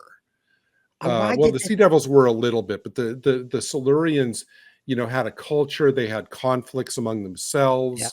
And here they're just kind of generic invaders. And talking like Smurfs. Their voice changed. They now talk like Smurfs. So when we look at the evolution of the Silurians, and of course, as you know, later on, they were adapted again. I do not recognize that as the same creature. No. Yeah. That's shocking. No. I mean, When they said that the original on the far left was just like a warrior mask, I wanted to scream. I thought, yeah, I don't think so. No. they've completely changed the Silurians for the worse, and it's been going on for now 40 years. And does anybody else, I just noticed looking at the middle shot, and I just now figured what was bothering me. The mouth looks like a bird's beak. Yeah. It doesn't look like the original, which was just the oval. It looks like a tiny, like a parakeet or a canary beak. Yeah. Do you know what it makes me think of with the shape of the actual face as well? Because it's very like it's not scary. It's very as Jeremy and I said, it's very cute. Yeah. It makes me think of a Furby. Yeah. Yes. And I don't know. Yeah. Just as a side note, this is Al Duer's favourite story. Which one? The Warriors. Whereas That's fine. the character options. That's allowed. I've got his character options, like I said, just behind that screen. I could get one of them over here in a second. But when you look at those three heads, the eyes of the original are brilliant. It's almost like cow-like. They're very... Yeah. I remember watching the first Silurian story when I was about 7 Amazing. and 8, and it was frightening. It was more scary. Which one do you think is the worst? Between obviously I think the first one is the best, but between the second one and the last one, I think the third one has turned into cultural appropriation again, because isn't that tribal with all the neck rings? Neck and everything? rings. yeah. Yeah, it is. That's I wish they got rid of the bib in the middle one, because I could have lived with the middle one, but the bib doesn't. It looks as though it's not part of the body.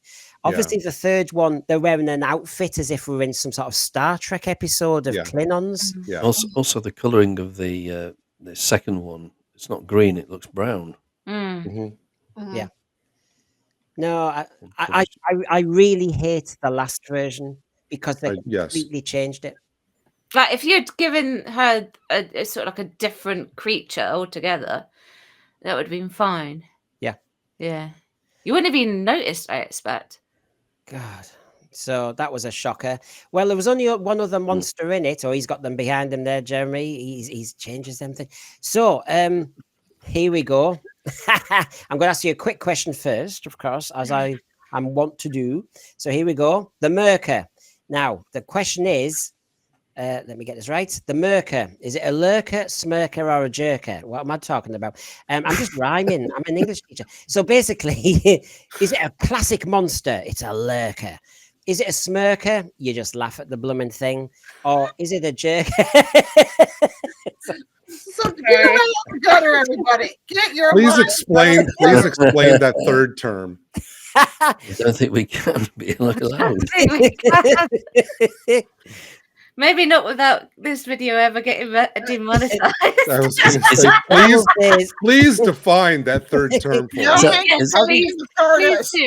What I'll say is, okay, so lurkers are classic, smirkers you take the mick, and jerker is costume malfunction type monster that we get in Doctor Who a lot. Okay. Is that an American term? The third? No, it is not. Oh, isn't it? No, all right. No, it's a Brendan term. Oh, it's a British term. So we're all distracting. So Michelle, which one is it for you? He's a jerker. See, children, I can do this with a straight face. Rachel? Myrka, definitely a smirker. Because Yeah. I wouldn't change it for the world, if you know what I mean. Yeah. But it does make me laugh every time I see it. And it did come up the other night, didn't it? When we did the our last Wednesday, when we did the I've forgotten what you call it now, the cringest episode Right. things. And Mm, loads of people mentioned the Myrka, didn't they, Gary? yeah. Yeah, this is the kind of poster child for bad who effects. I would say of Smirker. I mean, I can see what they were trying to do, but it just didn't come off. I mean, I guess could you call it the Jerka instead of the Myrka? Michelle's lost it. But no, it's more of a decent idea, just done badly. Yeah. Yeah. Jeremy? Probably all three. It's Myrka's a lurker, Smirker, and a jerker. That's why I was so dizzy. But so, Remember, this is the era of no hanky panky. yeah, well, yeah, exactly. Oh, I wish we could bring them. Now I could see you asked about what Ncuti done before. I could see Ncuti bursting into song using all those terms in his lyrics. Oh, yeah. Like, oh, you're a jerka, or are you a smirka? You know, that he would have come up with some kind of You would. song and dance. I mean, there we go. And this was the moment. If you, I mean, please watch it again, Rachel. His little T-Rex arms. It'll be one more for my channel, and that is it. T-Rex Myrka can't do push-ups. You have to watch the feet at the front, and he's on that kind of horrible kind of rubber, and he is wobbling. And of course, it was only one shot. It clearly was. That was just the fumes. That was just from the fumes. See, it's darker. That's better. Yeah, it works Yeah. better. The eyes look better. I was just thinking in my low lighting version how this might have looked if in a low lit corridor, but with the Myrka as kind of fluorescent to where you only saw this kind of fluorescent green creature coming down a dark corridor. I'm kind of wondering how that would have worked. Or they could have done it as the Planet of Evil effect that they had. Yeah. It's like a negative outline of Well, it. this was sent to us by Darren Bradley, who has said he loves this channel. Don't change a thing, he said, because he said lovely things, and I said, you know, asked for some questions, and he said, no, stick with it. And he sent this picture in, and I wondered what you thought of this. So this is the Myrka, maybe better realized. So if I just get it in the right place, I'll bring it closer. I think the set helps, though, doesn't it? The lighting. Mm-hmm. I mean, looks also, it's better. because it's CGI. It would be obviously much better than just having two actors inside a pantomime style costume. What I found fascinating is when we watch Space Babies, the Doctor wants to save even the bogey monster, whereas in this, the Doctor's willingly killing things. I mean, he willingly, as in he eventually does. He doesn't want to, but he does. He was killing things in this. He was kicking things. He killed. Did he blind? You know, I've forgotten his name for a second. The one who was the baddie with Yeah, he blinded him. Nielsen. Yeah. Nielsen, was it? Yeah. He blinded him to then make him incapable of defending himself. So basically, this Doctor is maiming, injuring, killing. Well, the shooty Doctor would have said, there's only one Myrka and I need to save it. And I'm sorry, but we need to have a preservation order around it. Sorry, Seabase. But that I could buy that. The memory of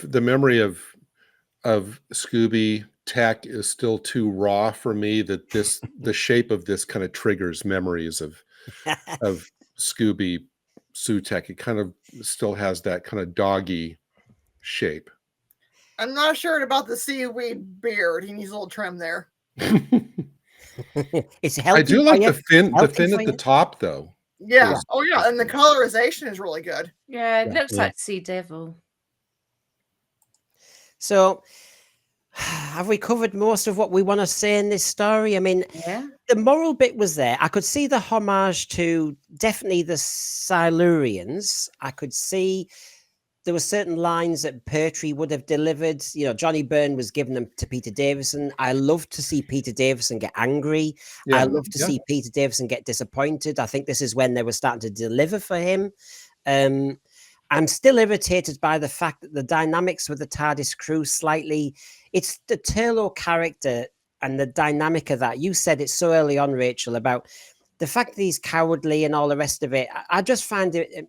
It's not Mark Strickson, of course. It's just I find the character irritating. Fair enough. That's fine. Yeah. I actually quite like Turlough, but I think that's because Me he too. offers a very different sort of like thing within the TARDIS. Yeah. Mm. I Yeah. found Tegan a bit whiny though.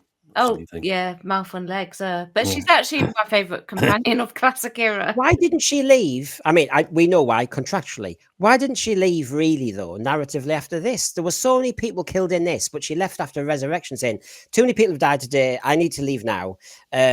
Maybe she liked the dress in that one, and so she needed to wait to get the right costume to leave. Maybe with because that it was her time period versus the far future. 2084. Yeah, and she said that she was supposed to have been till the end of the series, but they wrote her out a bit earlier, Mhm. ready to bring in Perry. Yeah. Yeah, so there was a reason behind it. They were starting to do auditions and stuff. Yeah. Just around, yeah. By the time this had come out, by the way, yeah. So, anything final thoughts, Gary, on the great classic? The one thing story wise I would have changed, I would have kept the powder dry about the hexachromide gas, because the minute you hear about what it does in like the opening 10 minutes of the first episode, you just know that's what's going to end up helping to resolve it. So I would have kind of withheld that a little more and not have that be such an obvious, oh, hey, this is what we're going to use to kill all the Silurians in 3 episodes type of thing. But I mean, I think the story had a lot of potential. I think that if they would have had the budget to kind of do it right, and do it more of kind of like a Cold War story, where you have the human saboteurs inside, you have the alien invaders on the outside, and any of it could trigger a final global Armageddon. I think it could have been really good. It's just that the budget didn't allow for it. I mean, the seeds were there. I love the idea that, in the Cold War, you think your enemy's there, but actually, humans, you should unite and blah, blah, blah. But the other thing, Gary, I thought you were about to say when you were leading up to saying it came too early in the story was they showed the Silurians so early in part 1, which is unusual for Classic Who, isn't it? Yeah. You normally get a hand or an eye or something, don't you? Well, it was done very effectively, in the original Silurians, where it was the whole point of view for 3 episodes until you finally see them, which made their eventual reveal incredibly effective. But they with that new design, the cutesy smiley Silurians with a little bird beak. Yeah, they needed to kind of lead into that a little more. Yeah, they're going to start singing "Chirpy Cheep Cheep," Jeremy. So, well, the only thing that was cheap about that was, of course, the sets, which tended to wobble quite a lot, if you notice. That's why one guy's not knocking on the door too hard. He's afraid of punching through it. I mean, when the guard throws Peter Davison, the Doctor, against the wall, the set's pretty. Oh, really? Okay. Yeah, that was the pool one, wasn't it? So, any final thoughts, Michelle, on something we've not mentioned about this story that's well worth saying? No, I think we covered it all, really. Okay. Well, if we've rounded, that's Rories of the Deep. So, I've got a question for you all, panel. Let's just get to it. Here we go. I'm in a rhyming mood at the moment. So, was the story an Ellis Lowry, two Flowery, or a sub story? And this is very bad because I shouldn't have to explain it. Ellis Lowry, so it's a classic. Two Flowery, had a lot of padding, or it was a sub story. It was tripe. So, is it a Lowry, Flowery, or a sub story? Michelle? I like this one. I'm going to go for Flowery. It's not the greatest, but it's not the worst either. Okay. Rachel? Okay. I'm going to go for Flowery too.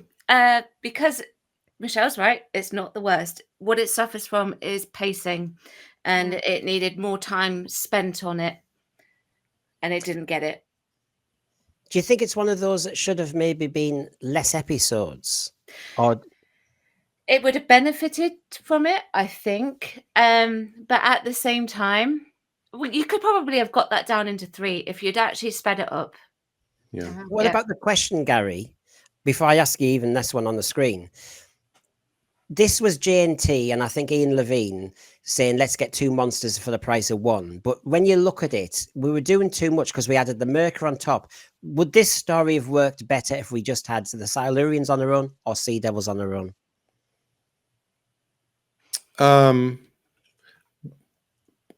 It could have. I mean, based on where it was set, I would think the Sea Devils make more sense. Yeah. Yeah. Yeah. I mean, there was just kind of an overdose of, and if you're going to bring back old beloved monsters, villains, you've got to improve on them, or at least find a really, really interesting new angle. Yeah. And design wise, clearly was not an improvement. So I'm not sure what was achieved other than like publicity wise, so they can say, hey, we have these new monsters, but if you're not going to do it right, then just go ahead and give us something new. So what was your, and what's your answer on the question? My answer, if I'm focused on what we got versus what it could have been, it would be a sob story. Okay. Jeremy, is this classic Warriors of the Deep a victim of the classic fan fiction, which is what the fans want, they get, and sometimes that's a mistake? We got 2 monsters in the end that cancelled each other out. So in the end, I don't know. What? How do you judge it, Jeremy? Yeah, they should have just had the Sea Devils in it and cancelled the Silurians out of it.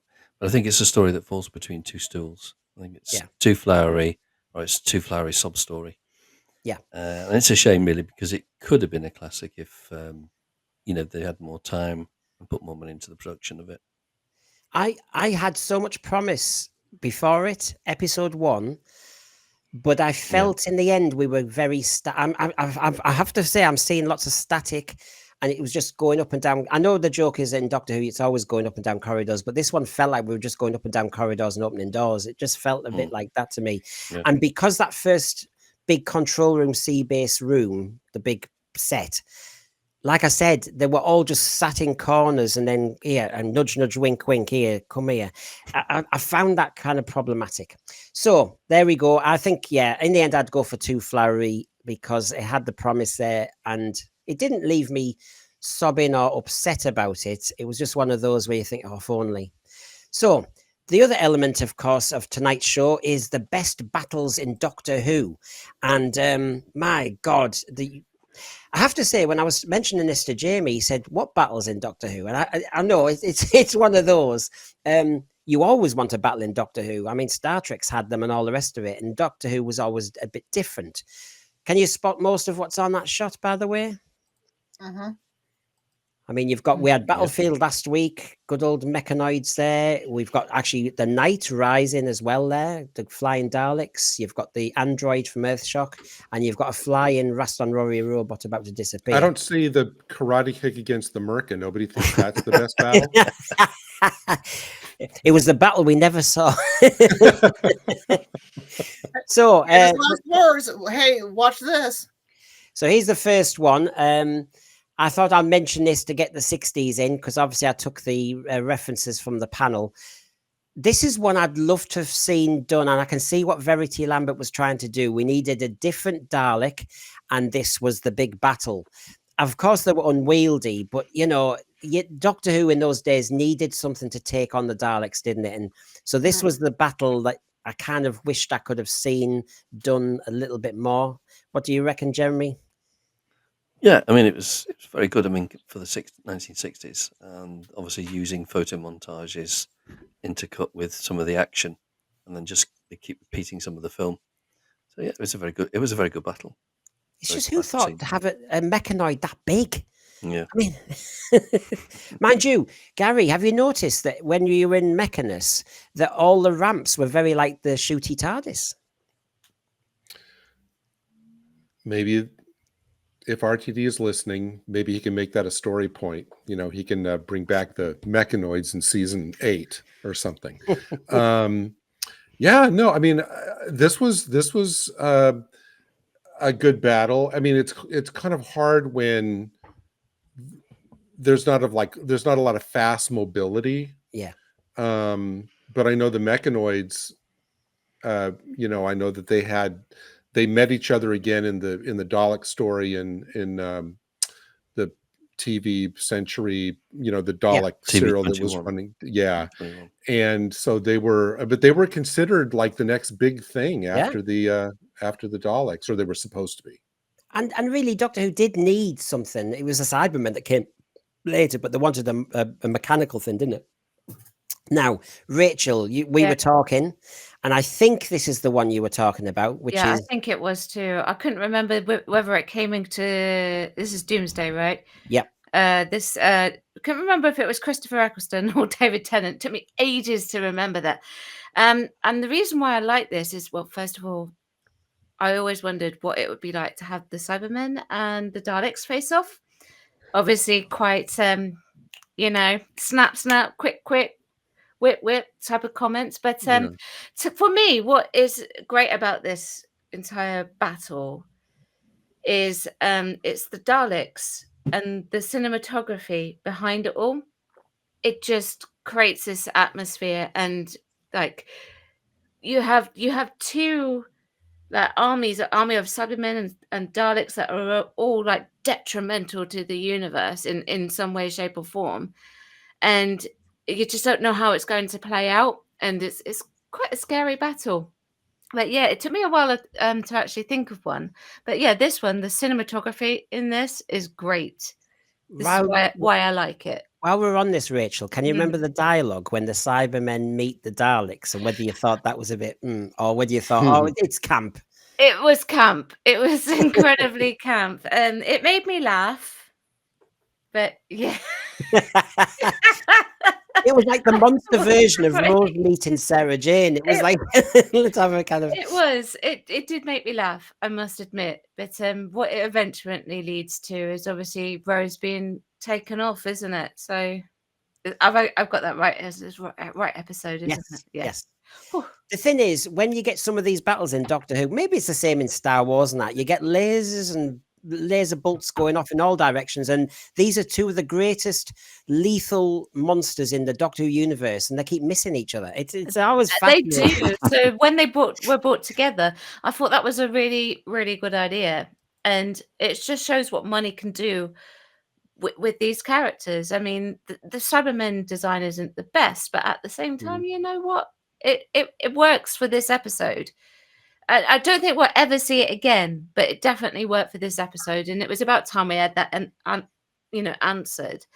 I was going to say something else. I can't remember what it was, but yeah, is this? If I ask the panel, is this another? I mean, I'll get your opinions on this battle.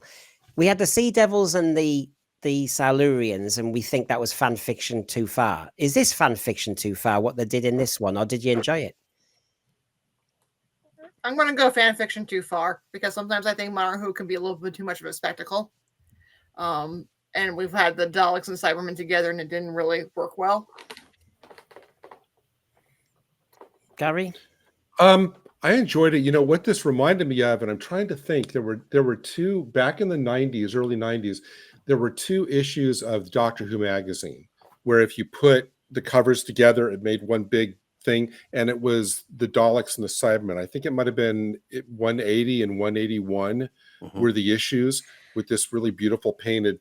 And so I thought, when I saw this, okay, that I flashed back to that. I thought, okay, we're getting what that cover initially was. But when you just mentioned Star Wars, I'm thinking, well, the Cybermen would have made great stormtroopers, because they fire and never hit anything. Yeah. Jeremy, thoughts on this story? Yeah, it was very good. I enjoyed it. Did you like this battle as an example? It wasn't too bad. Yes, I thought it was quite interesting. I preferred it when it was contained in that warehouse to when it was all flying everywhere. Basically, the Daleks had air superiority, and the Cybermen were getting gunned down. That was basically. Right. Yeah. Well, the warehouse is easily the best bit. Yeah. the Yeah. cinematography around the flying sequences and all of that, it was great. Although I must say, I couldn't get the invasion of the Autons out of my head, which is why I had trouble choosing. Well, this is my choice. Oh, that's a good one. Earth Shock. Oh, Is it Five Earth Shock? Doctors. Five Doctors. no, it's Five Five Oh, Doctors. Five Doctors. Doctors. We're in the death zone because it was a number one. It was a shock, and I think everything works on this. John Nathan Turner directed this, didn't he? He was for the day he was doing it, and musically, we're in Wales, and we've got the grey flint, so even the slate, so the color works with the Cybermen and the metal. You've got the Raston Rory robot who are just amazingly can fire at will and fly and disappear and detect any movement of you, Sarah Jane, but not John Pertwee's mouth. It was amazing, that one. It could detect if Sarah Jane moved, but not if John Pertwee was talking. And I love the way he said to, move, don't move, Sarah Jane. If you move, we're dead. And meanwhile, his mouth's gone blah, blah, blah, blah. Sarah Jane, freeze. Yeah. But it was brutal. And it didn't, I think sometimes, obviously, Doctor Who budget and all the rest of it, we're never going to get big mega battles. I hope we're not really. But this lasted a couple of moments, didn't it? And it was brutal, and it was brilliant special effects. And the Cybermen were outflanked. It was just a surprise, a shock. Cybermen vomiting, the whole thing. The head getting cut off. At the end. And I have to say that shot when you saw the Cybermen coming up the hill, and as a fan, I'm going, oh wow, this is going to be good. And it was one of those where you thought, I want to see this, and I actually think it delivered. And that's why I think a lot of fans would love to see the Raston Rory robot come back, but maybe it's one of those things that it just looks invincible to me. So maybe don't. Anyone got any thoughts on this one? I quite like it because John Pertwee faces the Cybermen. Yes, he didn't do it in his particular season. Also, it was difficult to film. Props to the guys who are playing the Cybermen, because I think we're in an interview somewhere where the head coordinator of stunts said we're going to be very careful with the guys falling down, because if they start sinking into the heath, they're going to panic. And so they couldn't go down a face down, but they had to be very careful how they fell. But again, it was a very well done, executed scene. Oh, was it? There was so much going on. Gary, if the guys started sinking in the mud, they would panic because they think that they're going to go down completely. So they had to be very careful in how the guys fell down. And it's definitely one of, if not the most memorable sequence from the Five Doctors. I want to ask this, and this is not to take away from the scene or your choice of it. Do you think that, because that would really apply to Doctor Who Classic or New, part of me always thought there's always a risk when you have one of your most unstoppable villains and they get taken down so easily. Yeah. You know what I mean? Because it's there's always a risk then that lowers their threat a little. And clearly, like I said, the Raston Warrior robot was supposed to be, as you said, this unstoppable, unique but even at the time I thought, wow, I remember thinking, wow, the Cybermen were defeated so easily, even by this one creature. And I know that you never want to think that. But Gary, in a way, Gary, it was compounded. What you're saying is correct, because, okay, I can live with that considering what you've said, but then the Master tricked them with the chessboard bit in the Dark Tower. So basically, the Cybermen were outflanked a few times in one story, which makes them look mugs. And that's the problem. I think you can get away with... These were the unbright Cybermen that got sucked up to the death zone. So these were the dumb Cybermen. These were the washouts. Yeah, these were the ones that didn't quite cut it. Well, I mean, it's such an iconic moment that, as you know, in one of our earlier streams, Jamie did actually reconstruct it with Nobby the Nobot there being one. And I actually even thought a lot of the same things with Attack of the Cybermen. Yeah. That, with those two convicts, and one of them rushes up and goes, oh, and knocks the head off. And I just thought, no. I mean, you can't do that to a Cyberman, which is like this unstoppable force. Well, Cyberman does, again, that's like the washout. He's the prison guard one. He's kind of seeing a break. Now This one, This is me. I had to be reminded. Well, it's actually you and Jeremy, believe it or not. You Oh, both. Really? good job, Yeah, Jeremy. this is Why- unbelievable. On a panel of 5, 2 of you mentioned the same That's episode. amazing. This I'm is in- the first thing that leaped into my head. I'm going to let Jeremy go, though. Well, I misheard Brendan's text. You see, I thought he said, Misheard? "What's your favourite unit battle?" Ah, So that's why I chose this. Though I might have chosen something different, but I think this is it's pretty. Any unit battle is pretty good anyway. So that's why I would say this one. This is the first thing that leaped into my head when he said Mm. battle. I thought, boom, I think because of- episode 1, Ambassadors of Death. Yeah. For 2 reasons. One is because, well, 3. One, because it was when unit is still like a solid, capable military force that was taken seriously, not like 3 or 4 seasons later where it had gone kind of soft. Second, was the introduction of what for me remains the pinnacle of Doctor Who music cues, which is the jazzy unit theme from Really this so. episode. I could listen to that on a loop all day. Yeah. I think it's, the da da da da da da da. Yeah. It's like, but it still fits with this solid military capable force. The fact that they're using this kind of jazzy, and it works. I think it is just absolutely brilliant. And third is, I think, so the center middle, the shot where the Brigadier is running and he just stops and he doesn't even bother to aim. He just fires like boom, boom, boom. It's like, I don't care who I'm aiming at. I just want to get off a few rounds. I think that the way that scene is like, it's like he's not even taking a second to aim. It's just whoever he can knock down is good with him. I just think that was, I think that is when amazing. I looked when I to get the shots today, and I looked back at it because of your 2 choices, I have to say, and I remember it now.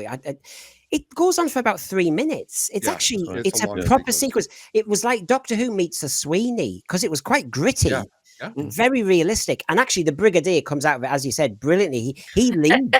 He jumps over one of the boxes and goes straight into it. Yeah. He doesn't. There's something about Nicholas Courtney when he does it, right? Okay, I'm just gonna do it. And he just comes out, it's like boom, boom. It's like I said, I'm just there's not even doing it. half a second to aim, like where he's like following somebody and then he shoots. It's like, no, boom, boom, boom. I Yeah. don't know if he rehearsed it like that, or he was just like, this is how I'm going to do it on the day. Boom, boom, boom. Oh, I mean, it was a lot of close shots, wasn't it? You had a shot, one man shooting, then you had another shot of somebody shooting. But that Brigadier moment, I saw it again today, Gary. And yes, there's somebody at the top of the stairs. Bang, he doesn't look. Bang, center. So it was a bit like the 5 Doctors, above, middle, below. He goes stairs, there, bang. Yeah, instinctive leader. oh. Was it But also 3 minutes? Was it? Wow. Also, the moment where he drops the gun, and then the baddie's at the top of the stairs and points the gun at him. Yeah, and he's staring into the barrel, and I think this is it. And then there's a stalemate bit as well when there's a few of them with guns, a bit like it actually in Warriors. But then the trick was somebody had some big metallic thing in the air that they were going to whack somebody's skull with, and God, this was really gritty. I have to say, the season 7 Brigadier was perfection in all of the 4 stories of that season. So that was that one. That was an interesting one. Also, going to say about the battle where they tried to steal the Recovery 7 rocket as well. That was quite good. The helicopter scene. Yes, I know. I was racing through to get them, but I do. Yes, I remember you mentioned that. This one I thought needed to get an honourable mention because when I sat down, because I asked the question, then I have to think. I didn't have an answer myself, and I thought, do you know what? We're about to get the Blu-ray, the Remembrance of the Daleks. We have a bit of action there, don't we? And it's that special weapons Dalek that takes all again.